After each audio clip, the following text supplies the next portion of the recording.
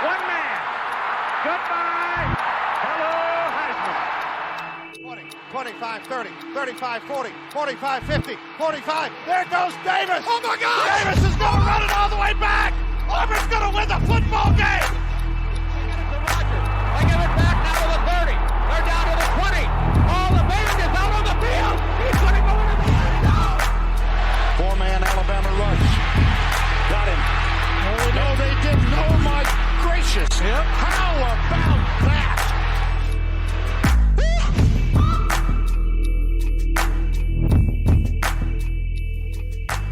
Well, hey, what's going on, YouTube? If you're seeing this will not be going out on any of our Spotify or Apple Pods. This is a YouTube exclusive, so we're glad that you've joined us here. Today, we kind of have a special episode of the Three Technique, right? So, me and Trey are here. Obviously, Mitch will not be in on this one today, but we do have two special guests.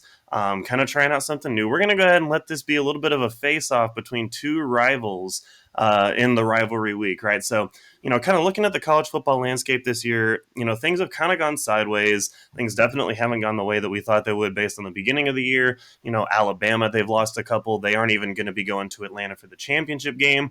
Oklahoma's out of it. There's a lot of uncertainty across this country. Clemson maybe isn't what we thought they might be at the start of the season. But two of the teams who have held up their end of the bargain would be Ohio State and Michigan, and they're gearing up to play the big game of the season. If you listen to the podcast that came out on Wednesday, you know that we've been hyping this one up, talking about how big of a game this is going to be.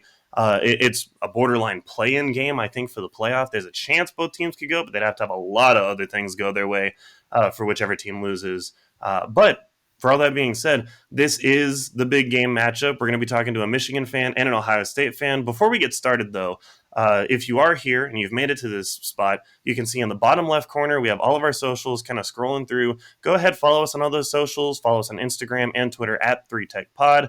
And then go ahead, and if you're on this YouTube page, go ahead, hit subscribe, like the video, and just go ahead and give us a follow so you can join our community and stay up to date with everything else we have going out.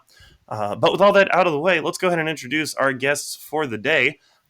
We have a returning member, someone who did a podcast before the season, and we're glad that he's back. The Michigan fan, the away team. Welcome back, Teddy Moore.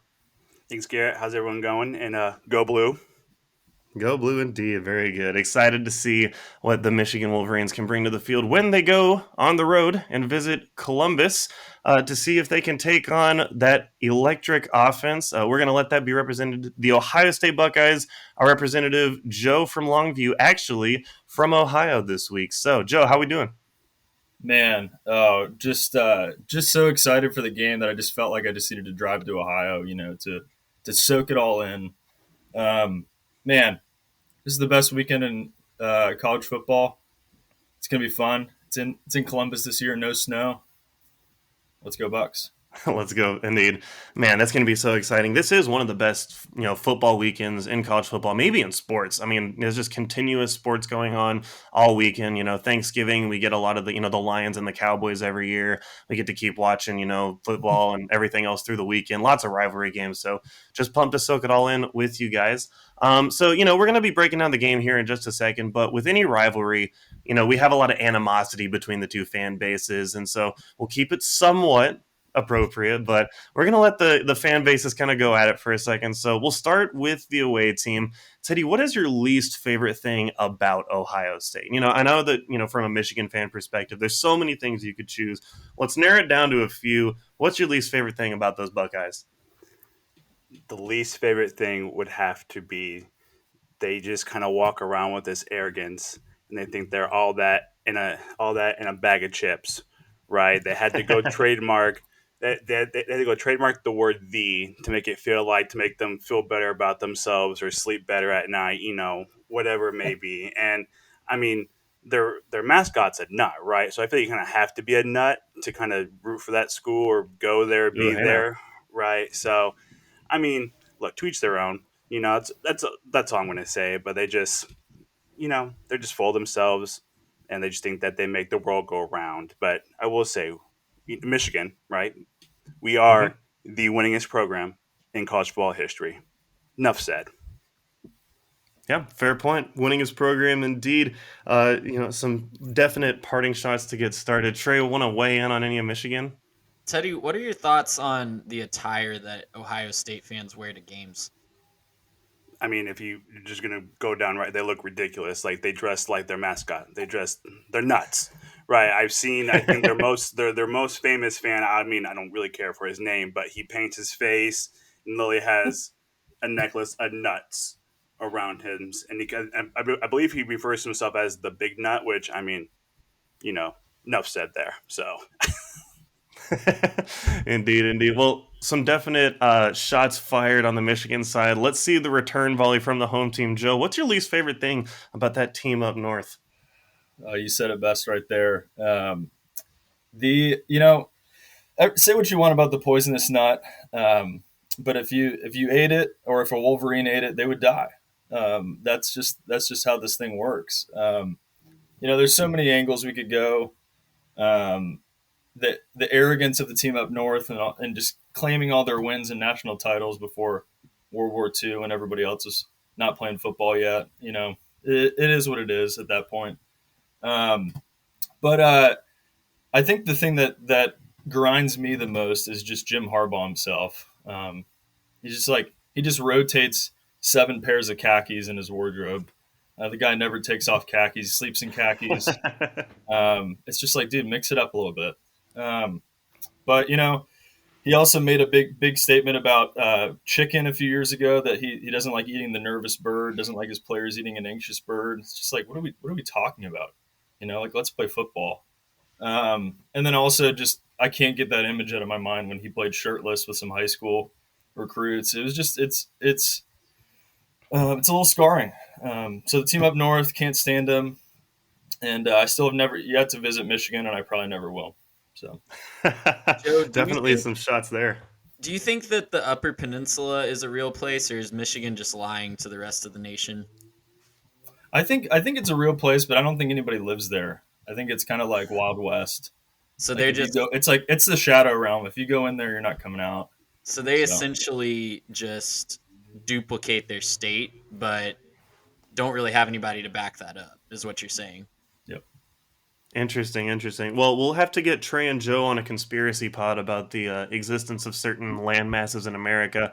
I, for one, don't entirely believe in Vermont, but that's entirely a different story. But yeah, let's go ahead and get into this game. They didn't come here for conspiracies. They didn't come here for geography. They didn't come here to hear our hatred of pre-World War II, history, or I don't know, dress slacks or something like that. But let's go ahead and talk about this game. So obviously, huge game. Both teams have been very successful this year, but definitely not without their flaws, right? Both teams have gotten here, but I think we talked about this a little bit, Trey, on Wednesday, in the Wednesday pod. We talked about this, Sam. There hasn't really been a team that stood out above the rest so far. Like in previous years, we had the LSU team in 2019, Bama in 2020, Georgia last year, all just dominant above everybody else. Haven't really seen that out of any teams this year. Definitely some bright spots for both squads, but also some things coming up short. I'm going to start with the home team, or I'm going to start with the home team on this one. So, Joe, take me through Ohio State's case. If Ohio State wins this game, right? So obviously very close. We're expecting, I think, a close game here. If Ohio State wins this game, go ahead and break down how the Buckeyes are going to do it. Why do the Buckeyes win this game? Yeah. Well, first you just got to. It's in Columbus. The horseshoe is going to be filled 110 plus, 110,000 plus. It's going to be super loud. The home field advantage thing is real. It was real last year for Michigan, as you saw. And with that, this game, you lean on so much history. And if we're going to talk about history, last 20 years, Ohio State has won this rivalry 16 times, and Michigan has won it 3 times in the last 20 years. This is the stat that blew my mind. It's been 8,000 days since Michigan won in Columbus. 8,000 days, 20 years. It's a lot of days. Since the year 2000, 22 years. Excuse me. So that's pretty hard to overcome, if you ask me. The keys to the game, though, this is going to be all about stopping Michigan's run. Like easier said than done, but Jim Knowles, he's going to take away the run. He's going to make McCarthy try to beat us. We all know that's not going to go well. we finally have a competent defensive coordinator, so this is going to be great. And then on the offensive side, this is going to be C.J. Stroud, Marvin Harrison Jr. I mean, I don't care if they throw to him at every play. Like, that's what they should do. And then they got to give down Hayden the ball, the freshman running back. Don't try to play your banged up running backs. Just pound it with him, and you're going to see a victory in Columbus. Yeah, definitely think that there's some things going there. Definitely the recent history as well. You can't get over the fact that Columbus is a tough place to play, and Michigan has not had a whole lot of success recently. Teddy, let's go over to you for a second. If Michigan's going to win this game, obviously maybe some questions around Blake Corum to start the week. I'm going under the assumption that he's playing. He looked healthy enough. We mentioned this on the pod, but he was walking around giving out turkeys to people who needed it and using his own NIL money for that. So good for him, no matter what side you line up on. Definitely good for him to go do that. But Teddy, go ahead and break this down. Why is Michigan winning this game? I mean, I will, yes, it is at the shoe. Yes, I am concerned. We haven't, like Joe said, we haven't won there my whole adult life, essentially, right? But, last year we won at Camp Randall for the first time since 2002. So I'm not saying I'm superstitious, but things are meant to happen, right? So we're gonna go with that. One thing I do hope and pray that the weather there is decent enough and it's not too windy, so CJ can throw the ball and make it to Marvin Harrison Jr. But I mean, let's be real here, okay? Ohio State, they haven't played an offense like Michigan's this year, right? You got that two-headed monster running back game coming out. You got Blake Corum, you got Donovan Edwards. Not only can they run the ball well, but they also come out of the backfield really well too. So that adds another element to it. And I'm just going to remind you guys, I'm sure you guys know, but coming out of high school, JJ McCarthy, pretty sure he was like the number 2 dual threat quarterback coming out of high school. So there's another wrinkle that we have yet to see from him. So that's another thing that they're going to have to prepare for. Right. But I will say that our defense is only giving up, our rushing defense is only giving up 79 yards, averaging 79 yards against, per game. Right. So I'm not really too worried about Ohio State's run game, if I'm being completely honest. Like Joe knows, both his running backs are banged up. Our running backs are banged up. So I think the true difference maker is going to be the quarterback play. Which quarterback can come out and make the better throws. I think our defense is really going to need to make him uncomfortable. We saw that last year when we got in CJ's face. He did not make the throws well. So we need Mike Morse to come out and have a big game. We need Mozzie Smith to come out and just get in his face. Got to have Jesse dial up some blitzes, get in his face, and make him uncomfortable. Because the sooner we make him uncomfortable is the sooner that I think it's going to go downhill for Ohio State. Yeah, definitely got a point there. Trey, you've talked about it in the past. We've talked about on the pod a couple of times in a row now that, these two teams are very much built to beat each other, right? That they're definitely one way or the other. Teddy just brought it up that Ohio State hasn't really seen an offense like Michigan's. Go talk about that for a second. I don't know that I'd say they haven't seen an offense like Michigan's, because there's a lot of teams in the Big 12 or the Big 10, that want to do what Michigan does, but they just don't have the horses to do it like Michigan does. So from a schematic standpoint, I don't necessarily agree. But from a talent standpoint, Michigan has way more talented athletes than anybody else in the Big Ten, sans Ohio State. So that's what makes this game interesting every year. Is it is two teams that are built to be the anti-team of the other, and they can kind of recruit that way. They kind of build their teams in that way to counteract and try to exploit the weaknesses of the other one. And that's what makes this rivalry just that much more fun, at least with the current coaches, to me. Yeah, and definitely fun to see both of these. Again, Titans definitely playing different styles, right? Yeah. Ohio State much more based around the pass. Michigan ready to run the football. They're going to try to run it down your throat and just get it done. To Joe's point with the offensive or the defensive coordinator, rather, they're only giving up 107 yards on the ground every game. Now, I don't think that they hit that number in this game, just to be clear. I think with what Michigan wants to do, they'll be able to have more success there. But, I mean, hey, if Ohio State gets 107 on the ground out of Michigan, then I think they're feeling pretty good about the way that day goes. But go ahead and talk to me, guys. I'll start with Teddy this time. Obviously there's some issues both sides of the ball for the Wolverines. Not massive issues, maybe glaring issues like some of these other teams, but there are some issues that we've seen out of Michigan this year. Maybe not entirely putting away certain teams, maybe not jumping out to as big a leads as you'd like to see them initially. If the Wolverines are gonna slip up here and not make it to Indianapolis, what's going to be the issue? I mean, it's gonna be our injuries. Jim holds his cards very close to his chest. I think we all know that he doesn't disclose injury reports at all, right? So yeah, Blake says he's gonna play, but how healthy is he, right? I think Donovan Edwards, he was sick last week, so they didn't want to push that. But then I know our offensive line is banged up, right? So it's injuries, right? That's what's going to kill us. And we saw last week against Illinois when we don't have our two monsters coming out of the backfield, we have no offense essentially. Like Jake Moody, Mister got ice cold water running through his veins, Mister Automatic, call him whatever. He won that game for us, right? So just plain and simple, our offense is very one dimensional, and if we can't get our run game going, it's going to be another. I hate to say it, another slaughter that I'm unfortunately used to watching. Unfortunately, yeah, and I think that is kind of the problem. It is a little one-dimensional. Joe, we'll go over to your side. Obviously, Ohio State, they've looked fine on offense, I think, pretty much all year. But they've also let some of these teams hang around as well. I'm thinking the Penn State game, that was still really competitive into the end of the fourth quarter when they kind of put it away, had a couple defensive, stops. And then obviously I'm thinking even last week with Maryland, I mean, the Talia had the ball with the chance to win.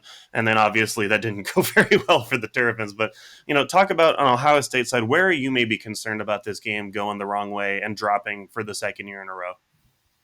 Yeah, I think those close games have probably good for Michigan too, with the Illinois game of like, hey, this is a wake up call. You got to figure out how to finish games. I think that's helped Ohio State a few times more than I wanted them to, more than I wanted it to be close. For sure. But I think the biggest thing is we've seen when the Buckeyes can be balanced with run and pass, they're kind of unstoppable. But when the run gets stuffed and like it's all on CJ Stroud, there's a lot of 3-and-outs. So I think we have to, if we lose, it's because we didn't get the run game going, and that's going to be easier said than done against Michigan's defense. Obviously, I think they're the number one rush defense. So just figuring out how to win that line of scrimmage. If they lose the line of scrimmage, it's over. And if they can't stop the run either, we saw last year it was nauseating just how many yards Haskins had and touchdowns. It was just like it was a territory we hadn't been in a long time, and I think that's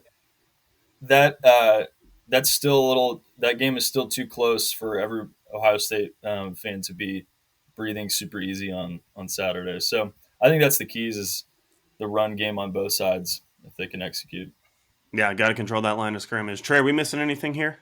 I mean, Blake Corum, you're talking about Hassan Haskins last year. Blake Corum averaged 14 and a half yards per carry against Ohio State last year. And not trying to open old wounds for you, Joe, but I think you're absolutely right. I'm also going I looked up the weather, too. It's going to be a typical November Big Ten game. No snow, but sloppy weather, probably going to be raining in the 40s, which, I don't know, that could be balmy for Ohio and Michigan. But yeah, not something that I would want to sit through a football game out in the cold, but more power to you guys that do go. No, for sure, for sure. Guys, we're coming up towards the end. Before we do predictions, I want to know, who are we thinking are the X factors in this game, right? So obviously we've talked Blake Corum. We know CJ Stroud's going to be important, but who are some of those other guys that we think are going to maybe fly under the radar? Not the name that everyone knows, but this is the guy we'll be looking back and saying, this guy made a couple big plays. Maybe it's a defender picking up a couple stops, a receiver, with some huge catches. Who are we thinking? I'll start with Joe on this one. Joe, who's going to be the X factor, the unsung hero maybe so far to this season? Who's that guy for you flying under the radar going into this game? Well, it's the position that flies under the radar all the time. It's the tight end, Cade Stover. Cade Stover is going to have a big game. Anytime he's caught a touchdown pass, it's been a big spark for the Buckeyes. Our group chat with my family, my uncles are always texting, "Use the tight end. What are they doing?" So if they can get Cade Stover involved, I'm excited about that. So For sure, for sure. Teddy, what about you? I think I'm leaning the same way with right now our tight ends have definitely been a surprise play for us. I thought for sure there's going to be a down in it with Eric All being out, but I'll tell you what, Luke Schoonmaker has really come in clutch for us. But watch out for Colston Loveland. I think he really kind of established himself really well last week. I know he was wide open in the end zone and potentially could have had a more comfortable lead, but I'm looking out for Colston Loveson, and we need our receivers to go into. Like, that's our bottom line. Like, we have the talent outside to throw the ball. We got to get them going this week for sure. Yeah, for sure. And if you're going to want them, Teddy, to your point, if you want to run the ball, you're going to have to keep them honest, and your tight ends are probably going to have to be a big part of that. So, Definitely. yeah, let's go ahead and get into the end of it. Trey and I talked about what we expected to happen on the Wednesday pod. So if you want the breakdown, again, go back to that Wednesday pod and check our breakdown. So we'll kind of save you from that. We split on this one as far as what we think. We're both expecting a close game. Let's go ahead and talk about the narrative going into this one. If you're going to write this game script, if you're going to say, here's how it goes, this is, first quarter to fourth quarter, full game prediction, just kind of talking about what you think happens. We'll start with the away team. Teddy, Michigan fan, what's happening in this game? Give me your prediction. Well, if I'm Jim Harbaugh, right, typically you're gonna want to more likely defer, but I think he needs to. I think if we win the toss, we want the ball first. We're going to establish our run game quick and early. That's what we did last year. We're gonna establish a run early. We're gonna just drive it down their throats, right?